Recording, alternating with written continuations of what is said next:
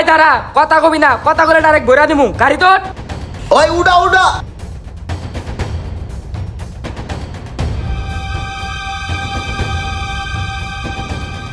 ওই নামা নামা, চালু নামা। ওই নাম। ওই কি আছে বাই কর। ভাই আমার কাছে তেমন কিছু নাই, শুধু মোবাইল আর মানি ব্যাগ আছে। ওই সিয়াম আর মানি ব্যাগটা বাই কর। এই লন ভাই। ভাই সবকিছু রেখে দেন, তাও আমার ছাইরে দেন, আমার মাইরেন না ভাই। এই সিয়াম 1500 রাখ।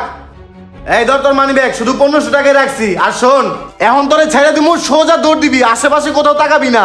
ভুলেও যদি পিছে তাকাস তোরে কিন্তু একদম খতম করে দিমু। ওই আরে ছেড়ে দে, যা শালা ফকিন্নি, দৌড় দৌড়।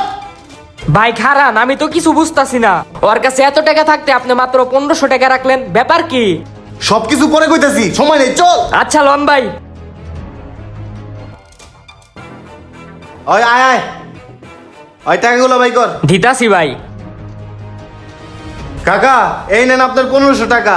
আমার ছোট ভাই ভুল কইরা আপনার দোকান থেকে টাকাটা নিয়ে গেছে, কিছু মনে করেন না, টাকাটা রাখেন কাকা। বাইস্তা, তোমার অনেক ধন্যবাদ বাইস্তা। বিকাল বেলায় কিস্তিওয়ালা আইবো, আমি যদি কিস্তিটা না দিতে পারি তাহলে আমার দোকানটা বন্ধ করে দিব। তুমি টাকাটা ফেরত দিয়া আমার অনেক বড় উপকার করলা। ঠিক আছে কাকা, থাকেন, আমরা যাই। ওই চল।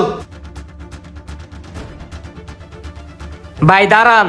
ভাই আপনি ওই লোকটার কাছ থেকে টাকা চিন্তাই করলেন, আবার হেরে যায় ফেরত দিলেন, কিছু তো বুঝলাম না। একটু কম না? আমার অনেক ভয় করতেছে। আরে বেটা ভয় পাইস না, শোন আমি কেন এই কাজটা করছি। এই চাচা, আমগো বিল কত হইছে? বাইস্তা, তোমাকে বিল হয়েছে 30 টাকা। 30 টাকা? আচ্ছা কাকা, এক কাজ করেন, আমার একটা পানির বোতল দেন। আচ্ছা দাঁড়াও, দিতাছি। রাজ ভাই, ওই যে দেন 1500 টাকা আছে, মাইরে দেই। এই বেটা, এই কাম করা কি ঠিক হইব?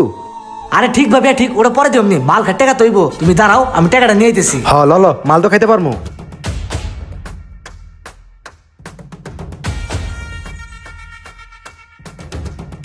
চাচা পানির বোতলটা দাও।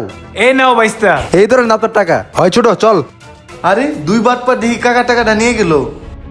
কি রে, এনেন আমি 1500 টাকা রাখছিলাম, আমার দোকানে কিস্তির টাকা, বিকাল বেলায় কিস্তিওয়ালা আইবো। এখন আমি কি করি? এই বাটপাড়া মনে হয় আমার টাকাটা নিছে। টাকা না দিতে পারলে আমার দোকানটাই বন্ধ করে দিব। বুঝছি, আমার একটা কিছু করতে হইব। যাই অগো পিছে পিছে যাই।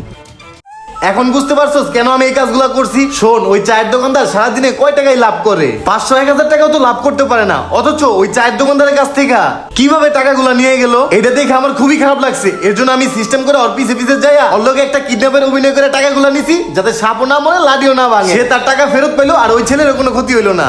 ভাই আপনার মতো ভালো মন আর চিন্তা সবারই থাকা দরকার ছিল। এরকম ভালো মন আর চিন্তা সবারই থাকলে আমাদের দেশে চুরি ছিনতাই অত্যাচার হইতো না, আর আমাদের সমাজটা আরো সুন্দর হইতো। ঠিক আছে চল।